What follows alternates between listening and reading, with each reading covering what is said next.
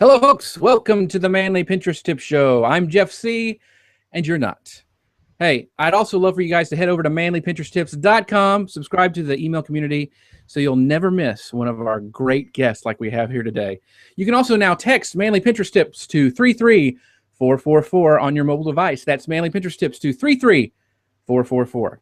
Now, I'm excited. I've been following this guy for a long time. He's fun. I always enjoy his talks and his discussion.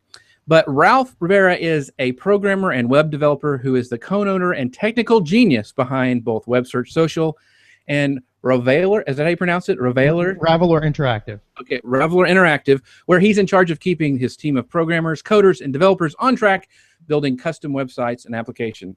He's been in the business of creative digital services since the late 1980s. He's also an educator, offering his experience and expertise to businesses as they strive to make sense of the world of online marketing, and he teaches web development to inquisitive young minds at Manhattan College in New York City.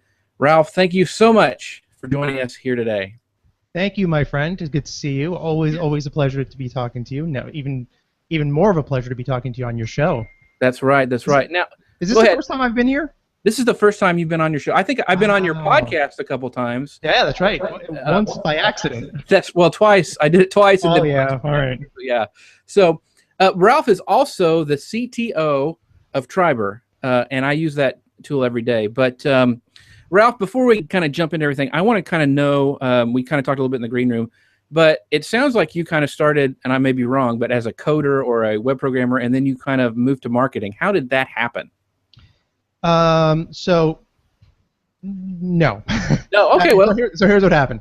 So when I was in college, I got what a lot of people get is I got a lot of lucky breaks, and I ended up going into the film industry because I was studying film and broadcast in college, and through a long sequence of events, I ended up doing special effects, and I fell in love with it.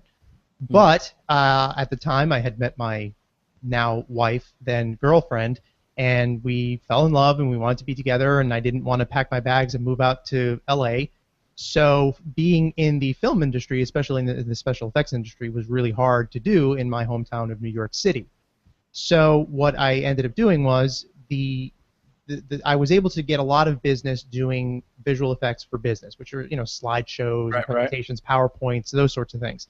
So I was able to kind of leverage my technical capabilities and do creative stuff with them because I was a visual artist. It's just that the visual artistry that I created wasn't in Photoshop. It was in 3D applications and non-linear video editing and those sorts of things. But obviously, things evolve over time. And we were always a marketing and communications company. So my wife and I, before we got married, we freelanced together. I did a lot of the creative. She did a lot of the project management and content creation. We got married. We founded our company, Ravelor Interactive. And we basically always did marketing and communications, but that was the common thread. But what changed along the way was the technology that we utilized. So clearly, in the beginning where we were doing PowerPoint, that doesn't make a whole lot of sense now. Now we're doing almost exclusively web development. So now what happens is I leverage my creative skill, which is kind of the core of it is programming, into building apps and extending WordPress and things like that, even though they're kind of technical back-end things, they all still come around into the marketing and communications theme. Gotcha. I knew that before. I don't know why. Anyway, but it makes a lot of sense now with your special effects background because you're always putting Elisa Meredith on some crazy background. So that's right. That makes a lot of sense now. One of my favorite things to do. Yeah, exactly. So Triber. Now I use this tool every day.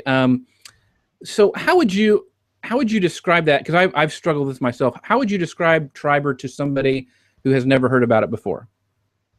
So I'm Triber's CTO. I'm also a partner, and it's hard. It's hard to describe Triber in some ways because Triber can be different things to different people. So at its core, Triber is two different products.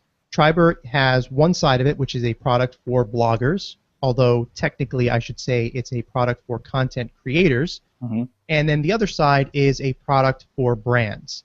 So they're separate but interconnected insofar as bloggers and content creators can use Triber to amplify their content, find a new audience to reach within the Triber ecosystem. And that's a matter of creating a superfan bubble, then connecting with other people that have their superfan bubbles, and then joining your superfan bubbles together. So I have my 100 people over here that follow me. You have your 100 people over here that follow you. Now together we have 200 people that follow both of us. So Right. you're creating that kind of a relationship. And then as your content is shared, you grow, your influence grows, your reach grows, and then hopefully what that does is it creates a cascading effect. So on the flip side, the brand side, brands can then hire bloggers to write content about their brands. And it's a delicate balance because there is an editorial process. There are rules and laws that kind of mandate what you can and can't say and what you have to disclose when you're being paid to write for someone, because we pay bloggers to write this content. But it's pretty straightforward. It's been pretty successful. We have a lot of users. And right now, I just got off the phone with our CEO, Dino. What's his last name again? Duggar? Duggar. Yes, Duggar. Dino That's- Duggar. That's right. Dino Dogan. We are in the process now of getting ready for the release of the next generation of Triber, which, it's going to be. This is what we were talking about in the green room before we got started. You asked me a question, and I was like, you know what? Let me tell you this live. The new Triber is going to be vastly different than the old Triber. It's going to have many of the same threads and many of the same ideas, but it's really going to be about not just about pumping your content into the system and trying to have it amplified and shared by other people, but it's going to strive to be a tool to help content creators produce better content. Because one of the things that people always struggle with Triber, and this is probably true about any tool, is I'm not getting enough shares. Okay, well, that's a very loaded question. Right. But here's the thing. Let's narrow that down to one possibility. It could be that you're not getting shares because your content's not good. And I know a lot of people who have brilliant ideas that create bad content. So one of the things that we're going to try to do is create an ecosystem within Triber that will allow content creators to collaborate, to co-blog, as Dino says, so that they can create the best content and exploit the best parts of their ideas, and then that gets amplified. So Wow. it's a real challenge because I'll tell you what the biggest challenge is. The biggest challenge is this. Triber in and of itself won't do anything. It's just a tool. If Right. you go to your local hardware store, you're not going to magically have a beautiful TARDIS built for yourself. Right. You have to put in a tremendous amount of effort. Well, maybe that's a poor choice of words, but you have to put into some effort into building that thing with the tools that you've purchased. It's the same thing with Triber. I know people that I talk to, they don't log into Triber, they don't use Triber, they plop themselves into a bunch of tribes, and then they say, nobody's sharing my stuff. And yeah, that's about it. If you're not participating, if you're not building relationships with other people, you're probably not gonna grow. And the thing about Triber is that you're not trying to get 1,000 people to follow. You're not trying to get 1,000 people to read your content. You're trying to find the one person that you can build an exceptional relationship with, who has 500 people, and then that person becomes almost your sales team. Right. They become your evangelist, and then they expose your content to an audience that you could never have possibly have reached on your own. But that takes a little bit of effort to do, aside from actually creating good content. So the new Triber is going to be really good. It's going to be a little bit of a paradigm shift, I think, for people who are used to the way that Triber works now. As a matter of fact, we actually I'm trying to be delicate about what I want to say. We actually, in the first kind of whiteboarding session that we did, Right. One of the partners got rid of the whole tribe, Right.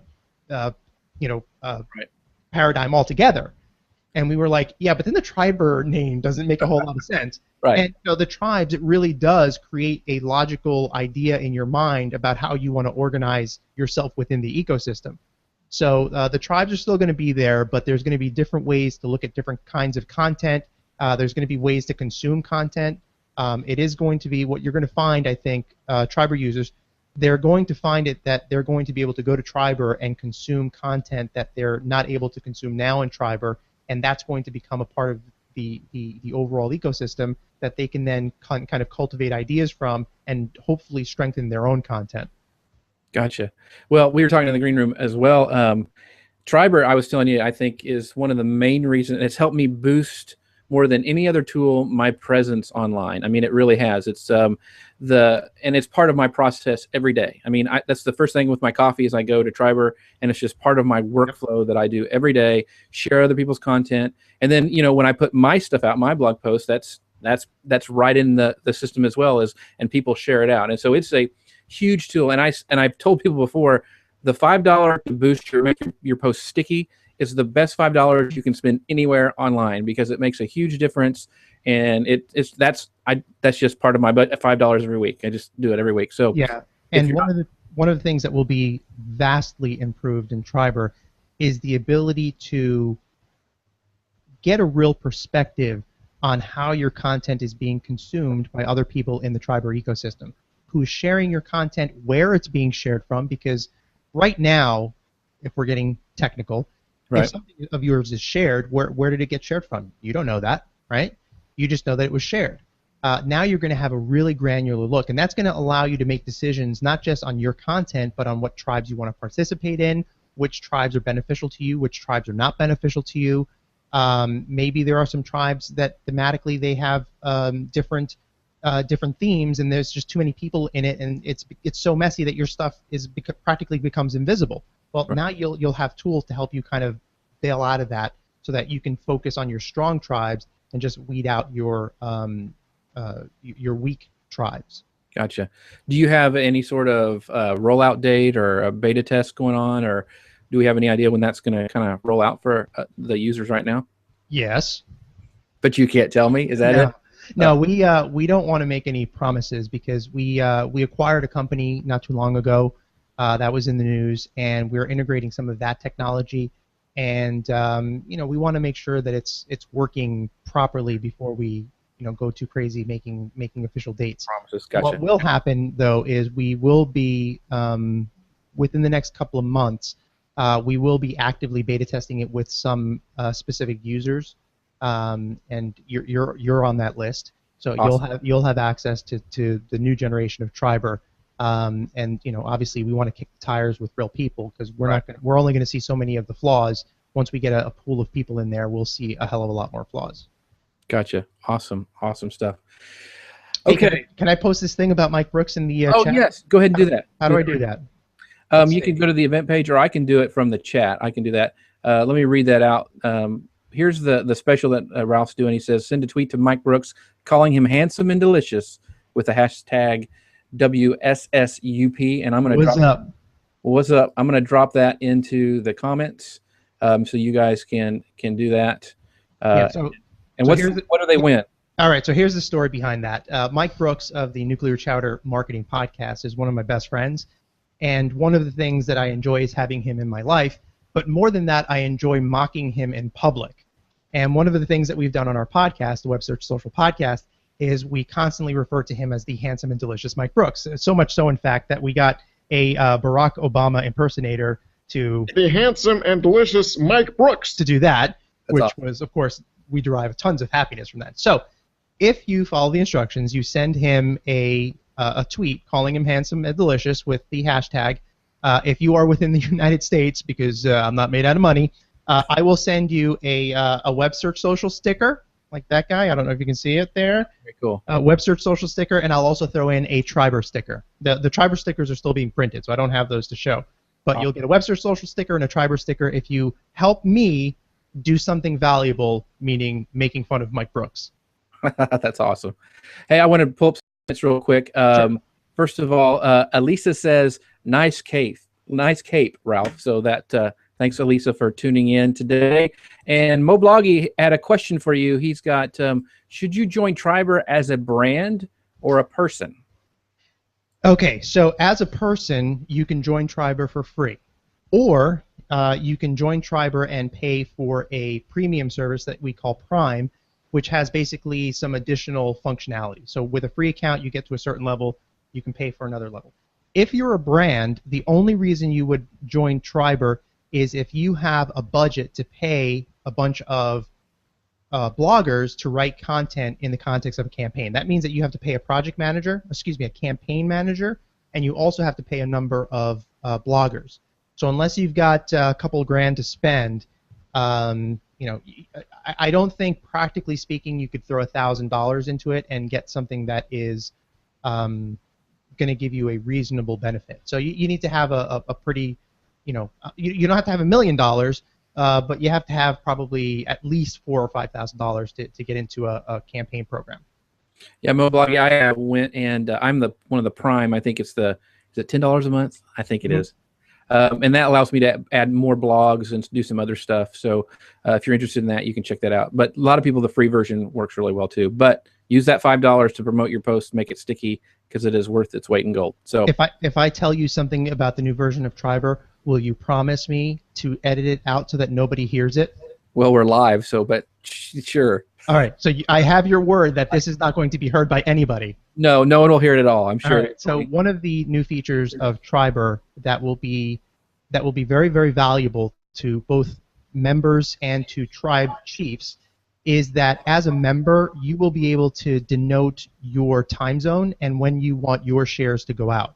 Because this happens to me all the time. I go into my Twitter feed and I see that somebody shared my article at 2 o'clock in the morning, and I don't get any kind of. That's not a benefit to me.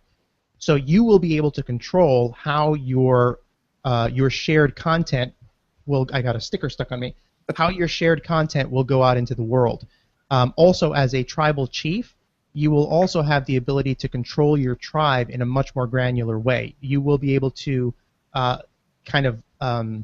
don't want to say delete, but if somebody is in your tribe and let's say it's a photography tribe and someone's writing a lot of stuff about photography, and then one day they write something about a ham and cheese sandwich, and you decide, that's not appropriate content for this tribe, you can kind of take that out of the stream, so this way you maintain the integrity of your tribe.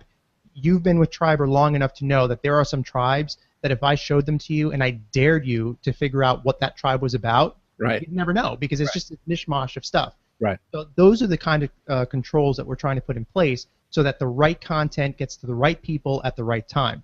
So with all that said, make sure that none of that goes out publicly on the air. Gotcha. 100%. I swear.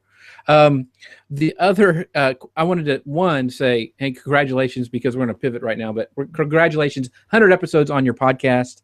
That is outstanding. Thank you, sir. I think you started after me. You must be launching a podcast every day. It's crazy. So, what is your podcast schedule like? I have a secret weapon called Carol Lynn Rivera, my wife. Gotcha. She is amazing. We put together 4 pieces of content every week. We do a full podcast, which is usually somewhere between 45 minutes to an hour. Let's say between half an hour to an hour on Mondays, where it's just Carolyn and I talking about something about marketing or business or productivity. Then on Thursdays, we have a discussion with a guest. So we've had you on, we've had Elisa Meredith on, we've had Cynthia Sanchez on, we've had a bunch of people on. So that's our Thursday episode. So then what we decided to do was to take our blogs, the articles that we write, and we essentially read them as content. So people that come in on Tuesdays or Wednesdays, they can either read our blog article or they can listen to it as part of the podcast. Gotcha. That's phenomenal. Now, the question I have about this, how has that podcast changed your business? Have you seen a significant impact, or are you just going, it's just one more thing, it's more work, I'm hoping this thing works out?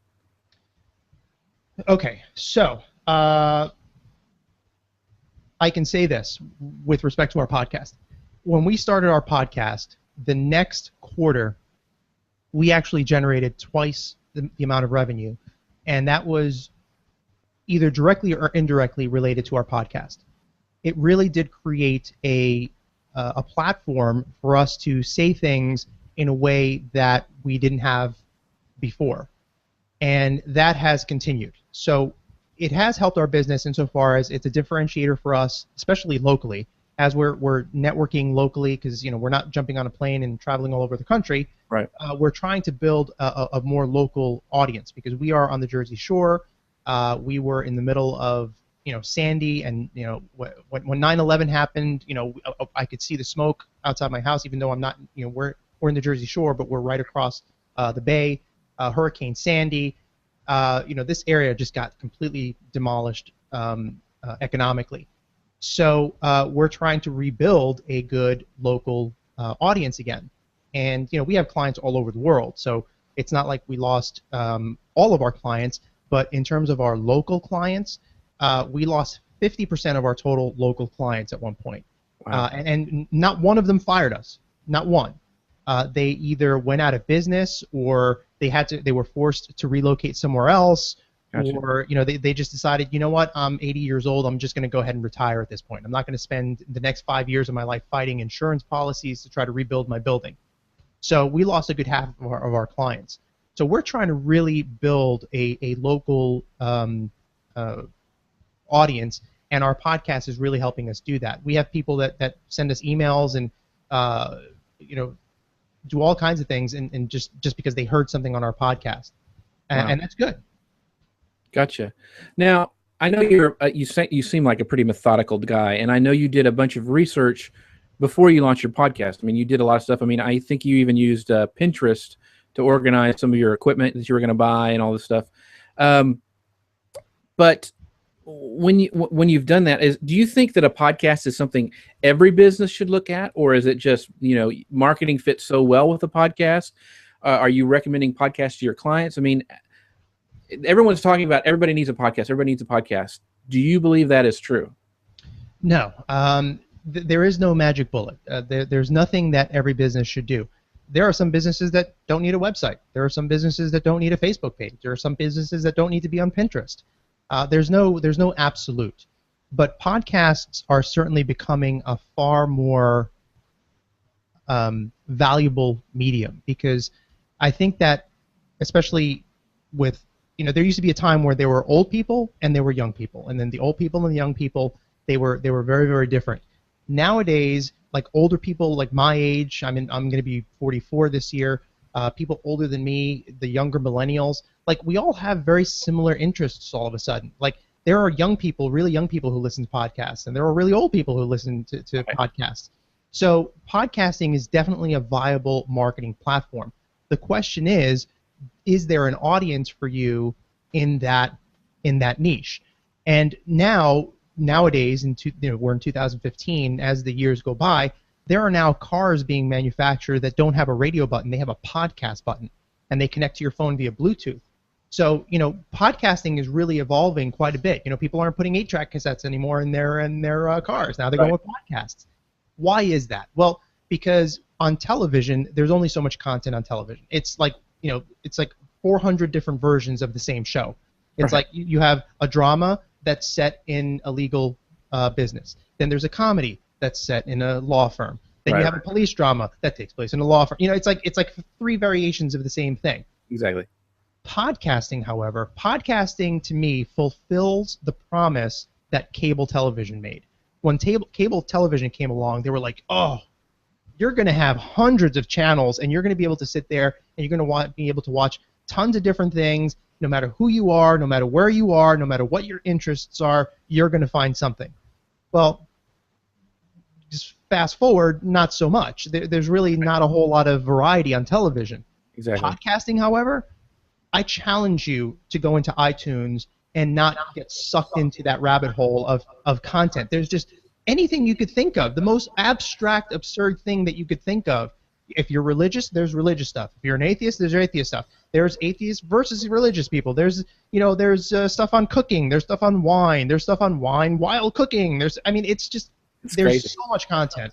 So if you have an audience that you think you can capture by saying something to them, then it is at least worth a try. Because here's where the strength of podcasting is, I think, for business. And there are different types of podcasting. There's the podcasting for entertainment, which is you're just going to entertain. Right. Then there's the podcast for discussion. Then there's the podcast, and we can carve this up a million different ways. Right. But I think the value for business in terms of podcasts is that you're asked, as a business owner, as an entrepreneur, as a decision maker, you're asked 100 different questions in 100 different ways. What if instead of trying to constantly get people to your blog or to and find the right words, because when people talk, they talk instinctively. They just like, oh, you want to know about how siding on your house works? Well, it's pretty simple. All you have to do is and then Right. it's just very very organic. But if you get that same guy, the plumber, the electrician, to sit down and write it down, it loses something. And I'm not saying that. I'm not trying to make the argument that writing it or blogging. I'm not trying to make the argument that's not good. Gotcha. What I'm saying is that if you can speak to an audience about the things that you know are challenges for them or answer questions for them that they're having, but more importantly, when you meet with someone and they say, oh, you know what, there's something wrong with my roof, and you can say to them, well, you know what, on episode 30, we had a whole half-hour conversation about that. You should go back and listen to that. That's where podcasting becomes immeasurably beneficial to you. It's not about, well, how many subscribers do I have? That's important, Right. but it's about how you utilize it as a marketing tool. Think about it. If you can create a podcast, well, let's do it this way. If you make an ad, you put that ad in the newspaper or a magazine, that's gone. The $1,000 you threw into that print ad, Right. you're never going to see that again. Right. But if you create a podcast, and assuming that you don't delete the file or something crazy Right, like right. that, you can always reference that. It is there forever. And you know what? Some people go, well, you know what? Sometimes the content becomes out of date. And all I can think is, if that content becomes out of date, that's great because you make another podcast and you Exactly update right. that content. Right. It gives you the perfect excuse to make content. So while I can't say that every business should have a podcast, I would say that every business should look at all their options. Podcasting, Pinterest, everything. Video. Yeah. And video, and then see what fits. You know, some people are really good on the microphone, some people are not. Right. Well, I mean, it's kind of funny because the Manly Pinterest Tip Show, which really Pinterest is a visual medium, and it's arguably one of the most popular things that I do. And same with Cynthia Sanchez, Mom. We call her Mom because she kind of helped birth both of our podcasts. Right. But medium, and people seem to like it. And so I think your point is spot on. Is look at it, try it. Maybe you love doing podcasts, maybe you don't. It's all a matter of testing and see what works for you marketing wise. Right. One thing I will say about podcasting is, if you do want to try podcasting, you can do a podcast on your own. Let me take a step back. You can do a podcast on your own. Cynthia Sanchez, we have, I can't reach the camera over there, but we have very sophisticated equipment for what we do. Mm-hmm. And in the green room before the show, you and I were talking about how, or maybe we talked about this some other time, we've got a room in our office that we're going to soundproof the room, we're going to paint it nice, and we're going to make an actual studio so that our sound is, quite literally the best that it could be. Right now I'm getting echoes and I can hear it, but Right. it's okay. It's really good sound. You do need to strive, I think, for a little bit of decent quality because, especially in the advent of Serial, the very popular podcast, people know what a good podcast sounds like now. So if you are recording your podcast outside, in the wind, on your onboard microphone on your laptop, you are not going to get anybody to listen to your podcast at all. Right. So you have to make some investment, and that investment can be as little as $150 in just buying a decent microphone. Cynthia Sanchez, she has a Blue Yeti microphone, which is like $150. Yeah, there you go. That's the one. Yeah. You sound incredible. She Well, sounds incredible. yeah. And and it's part of it is because you've taken the time to think about your sound and your positioning and where it is relative to you and how it goes into your computer. And that doesn't cost you money, but it does cost you time. So if you do want to make that investment, you want to make sure that you are presenting a quality that will make somebody want to come back. Because otherwise, people know what a good, it's kind of like when you watch a movie now with special effects and they have practical effects and they don't really look as, those practical effects might have been great in the 80s, but now with digital effects, it's like, I don't know, it doesn't look that good. Yeah, Same it's thing with podcasting. It's like watching Age of Ultron and then going back and watching The Last Starfighter. Right, exactly. like- Very good analogy. Yeah. So, so one question I want to ask, when you first started, I thought it was very interesting that you it sounds like you started your podcast because you wanted to reach local, which I wouldn't have thought of the first thing. So when you launched your podcast, I'm sure you had goals that you wanted to do with your podcast.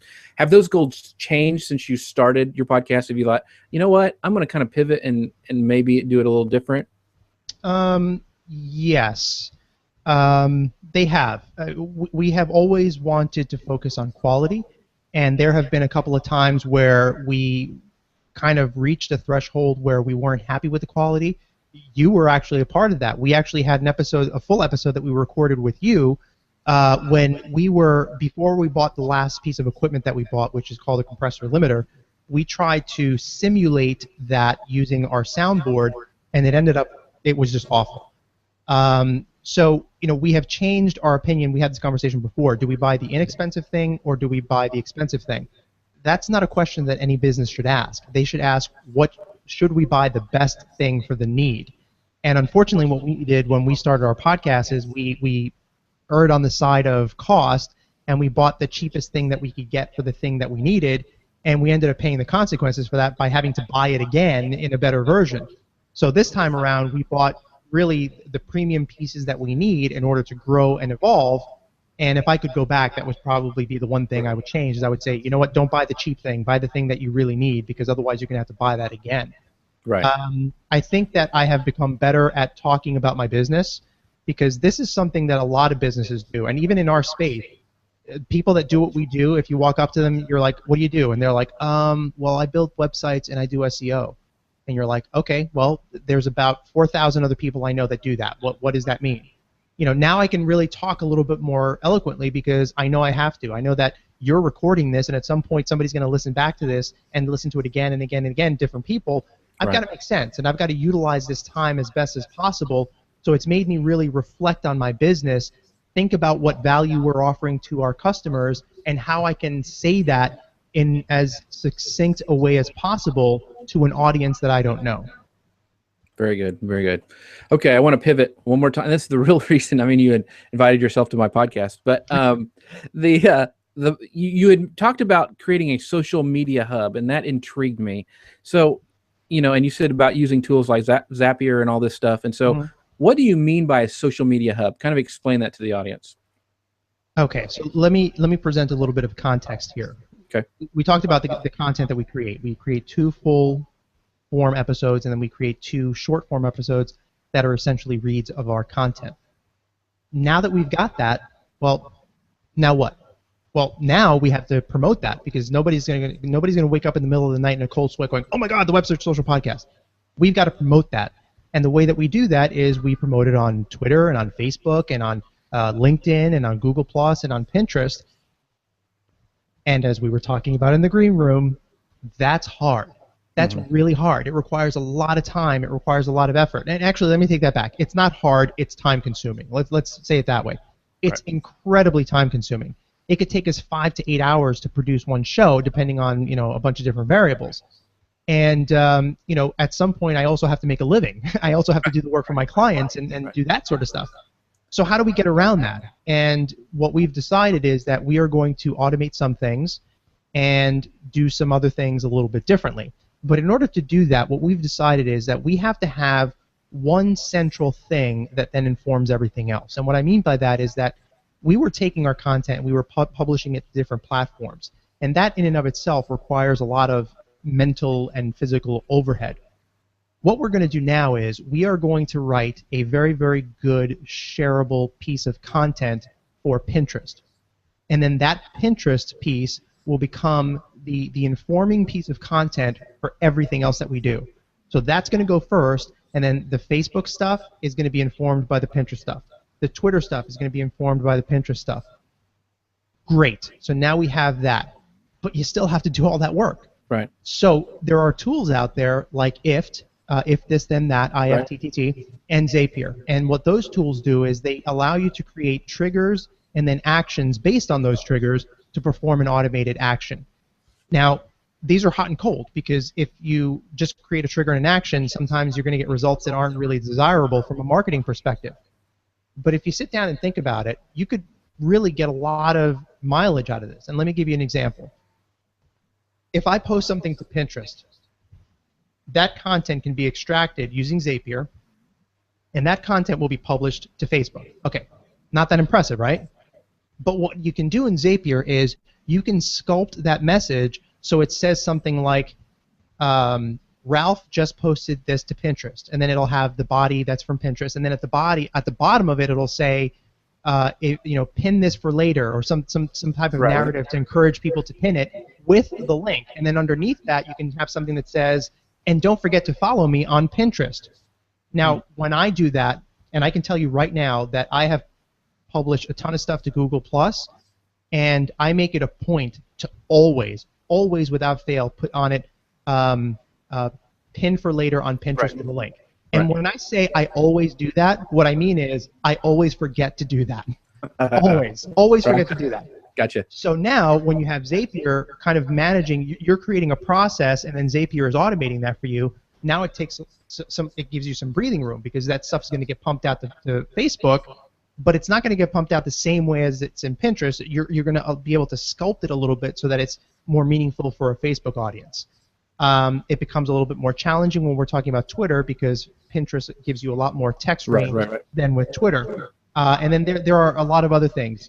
You can post to a Google Plus page, a business page, but not a Google Plus personal profile. For that, you need something like Friends Plus Me, which will allow you to do that.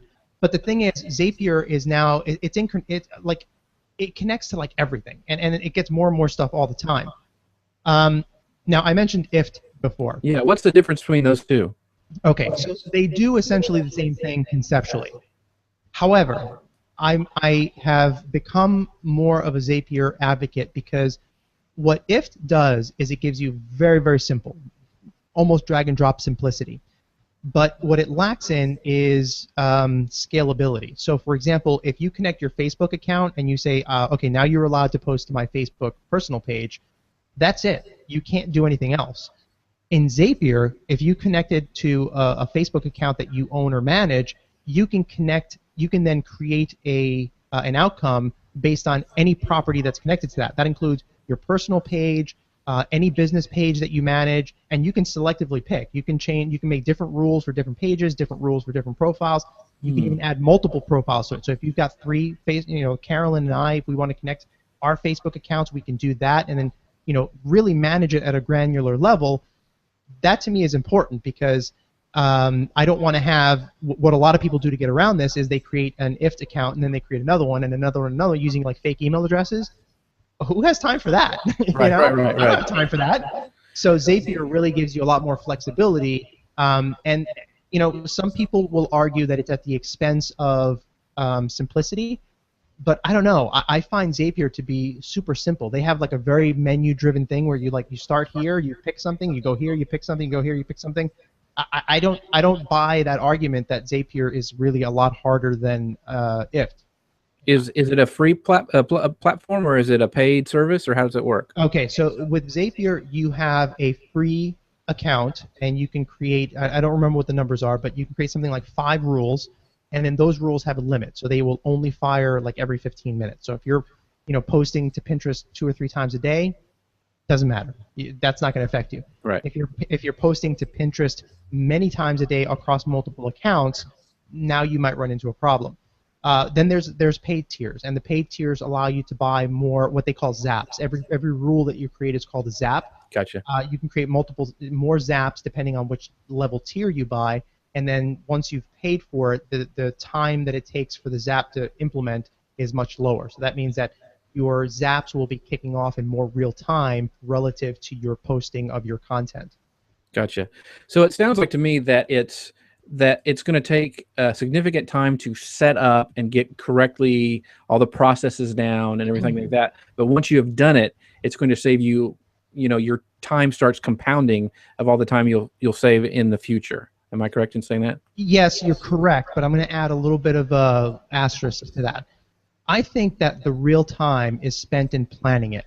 The actual execution of it, I think you can probably get through it really quick. And we've done this. We've set up a bunch of zaps and then let them run for a couple days and then realize, that wasn't really quite how we wanted to do it. So it's not so much that Zapier itself is taking a lot of time. It's that the planning of it probably will be where the bulk of your time is, and then executing that properly. Gotcha.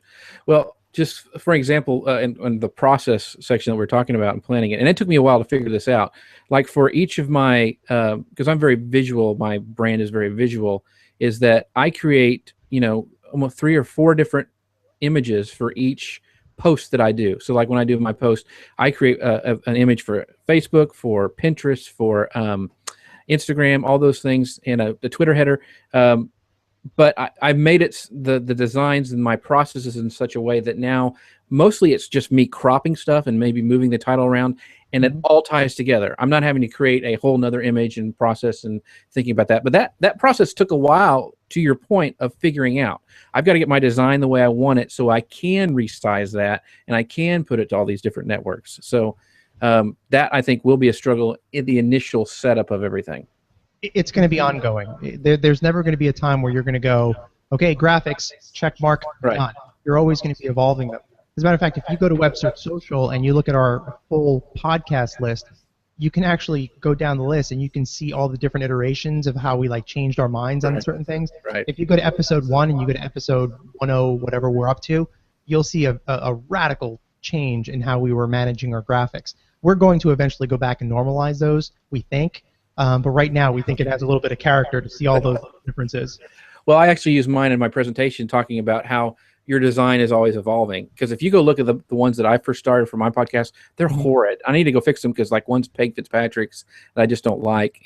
But you know what? Everybody has that. I use another example of where I show who I think has incredible branding on Pinterest is Rebecca Radice. And you go back to look at her old ones too, and you see the process. And so I try to reiterate to everybody that it's always changing and you're always going to evolve and get better, but you at least just need to start. You've got to start somewhere. Yeah, there's no design that you're going to make that you're going to love a month from now. Right. You're exactly. always going to be like, that blue's too blue, or that margin needs to be 5 pixels over to the left. It's always going to happen.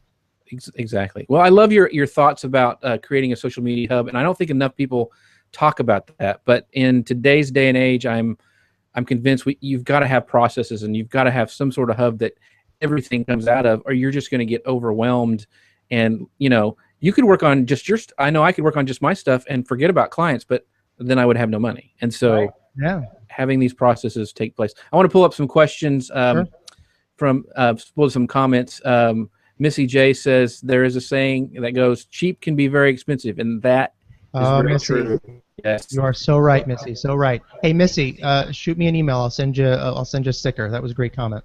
Yeah, and the thing with podcasts, I would out of everything is invest in a good mic. That's the key because you can. There's just so many. Plan on spending like $100-$150 on a mic, and you will not regret it. And Rob Russo, he said if he's heard of Zapier, I can't even say it, but it's going to look closer. I am too, Rob, and thanks for stopping by. Yep. Rob, send me a message. I'll send you a sticker. Yes, Ralph's giving away. I always ask this to all of my guests, Ralph, and I want to get your thoughts on this. Do you have any advice for guys who are just starting out on Pinterest? I know I made some mistakes when I first started. I know you probably did as well. What would you tell people who are getting started on Pinterest? Okay, so that's really going to depend a lot on what you're doing. But here's the thing. One of the best tools and one of the most underutilized tools that you can use in social media is a piece of paper and a pencil. Sketch out what you want to try to accomplish, because if it doesn't make sense to you on paper, it's not going to make sense for you in Pinterest. And let me make that a little bit more tangible. If you go into Pinterest and you start making a bunch of boards, all you're going to have is a bunch of stuff that you're going to have to undo and rearrange and change, and then you're not going to be happy. Then you're going to get frustrated. Then you're going to get tired. Then you're going to go make a cup of coffee. You know what? Take Pinterest out of the equation. Pinterest, we talked about this before with Triber. Triber is just a tool. Mm-hmm. You don't have to be in Triber to think about how you want to use Triber as a really good marketing tool. Same thing with Pinterest. Think about how you want to organize your boards. Think about how you want to organize your pins. If you want to, do you want to just grab images from other locations? Do you want to keep the default pin that other people pin? Do you want to take graphics and create your own graphics with you so that you can brand it? None of that requires you to be on Pinterest. And here's what's going to happen if you do that. You're going to spend a fraction of the amount of time in Pinterest doing actual manual labor, and then that'll give you more time to sit on Pinterest, look at what other people are doing, learn from what they're doing, because you're going to see people doing stuff really well. That's going to be a great learning experience. And you're also going to see people doing things really poorly, which is equally as good a learning experience. So think about what you want to do before you get into Pinterest. As long as you understand the Pinterest way of thinking, which is pins and boards and descriptions and Right. URLs, you don't need to be sitting in front of your computer to think about that. You can go out to Starbucks and go out to the beach and just sketch it out. Think about it, because that's the important part. The important part isn't the clicking of the mouse in Pinterest. The important part is thinking strategically. The Pinterest part, that's the tactical part. But Right. the strategic part, that's the part that's going to make you money. Awesome. Well, we should have named this the strategic episode because we got a lot of stuff on just general strategy here with this show. Thanks, Ralph. Thank you. The one last question is, where can we find more Ralph and your services? Where can we go and find you the best way? Well, it is summer, so I will be nesting inside of Jeff C's beard. That's right. That's, Yes. but those are my summer months. Yeah. Somebody, So Web Search Social is kind of our hub right now. You can get to our blog and our podcast. And online, you can find me at Ralph M. You need to put the M in there, Ralph M. Rivera. And you can find me on Twitter, Facebook, Pinterest. Find me, connect with me. I love talking to people. And all of our products and services are listed at websearchsocial.com if you're interested. And please listen to our podcast. Jeff has been tremendously helpful in helping us with our podcast, and we'd love for you to listen to it and tell us what you think.